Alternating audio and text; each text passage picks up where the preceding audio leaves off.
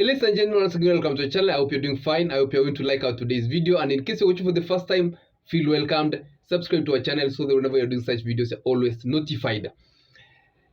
2027 general election campaigns is going to be a campaign where Kenyans are going to be the ones campaigning for a certain candidate.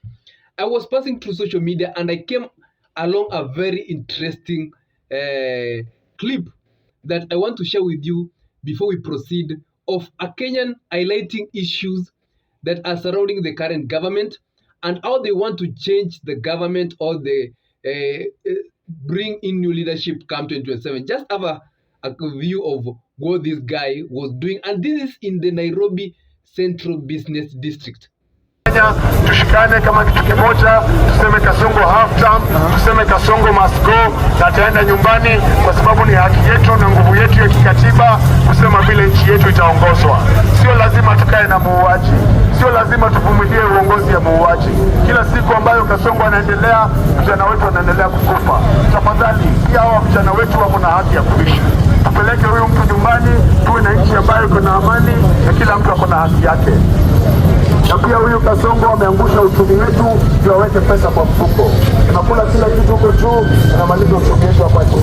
Ndio maana sisi kama vijana tunakosa kazi. Watch that clip closely, ladies and gentlemen. I've analyzed it and I can tell you that in 2027, the candidate that Kenyans will settle on, should it be Matiang'i, should it be Natembeya, should it be Kalonzo, should it be even Martha Karua, should it be anybody that Kenyans will say, okay, we are going with this candidate. Trust me, that presidential candidate is going to receive an overwhelming support from Kenyans in terms of campaign, resources, and mobilization. And even Kenyans will come out and strategize for that candidate on how to protect the votes after voting. Ladies and gentlemen, I've been asking myself questions, and you can agree with me this, that the Gen Z revolution that is coming in slowly and taking over our country came out with that slogan that was, we are tribeless, we are leaderless. And one thing I can agree from this Gen Z movement is that the tribal fact of our country is slowly fading away. And people now are focused on electing a leader or leaders who can solve their problem regardless of their tribes. Because if you've been watching closely on the opinion polls that are being done, and you can find like somebody like Fredo Kengo Matiang'i having an overwhelming over 40% of the poll, Maraga having a good percentage of the poll, Okiya Omtatah having a good percentage of the poll. If you take, for example, Fredo Kengo Matiang'i, he comes from the Gusii region. But when he can pull on a poll of 40%, it generally means that Kenyans are not focused on the tribe. They are rather focused on who is capable of solving our problems. And this is what the youths have been looking at. Who can generate jobs, who can solve the healthcare system, who can solve the education system. And Kenyans are now focused towards that line. And that's why I can say that as much as the regions will be voting together in certain direction, they might vote for candidates from other tribes because they believe that these candidates will solve certain problems that the people of Kenya are facing.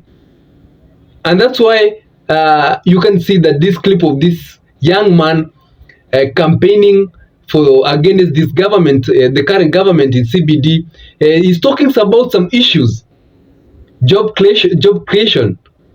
You can tell me what you think about the campaigns in 2027, but remember that the campaigns previously have been campaigns that if you don't have money, there was no way you could win. If you don't have resources, there is no way you can win. But this trend seems to be taking a different turn come 2027, especially in the presidency. Money politics can play in the seats of the member of parliament, governor seat, but in terms of presidency, as long as somebody is capable of raising little resources, Kenyans will step in to support anywhere they can because they trust that candidate. Kenyans have previously supported Morara Kebaso, for instance, when he was doing the Vampire Diaries. They could send money to Morara Kebaso. And they really supported his campaign in unveiling the stalled projects. it was a show that Kenyans were willing to bring in change. And a few cases that have been happening, we have been seeing Kenyans coming in to even support victims of various instances, especially through the protests. We saw Kenyans come in and support Albert Ojwang's father, and have done that before. And this is not going to be the first time that Kenyans were going to step in and support a presidential candidate. Ladies and gentlemen, the question in line is this: will Kenyans at the long last agree on a single individual to support for presidency? Because remember that this politics is like a game, and it's like a playing card. Cards are really slowly being unleashed. With the opposition unite, with the likes of Maraga come together, the likes of Ukio Mtata come together, Matiang'i, Natembeya, Rigathi, Kalonzo, they are already together. Will they join together on the same table and produce one presidential candidate?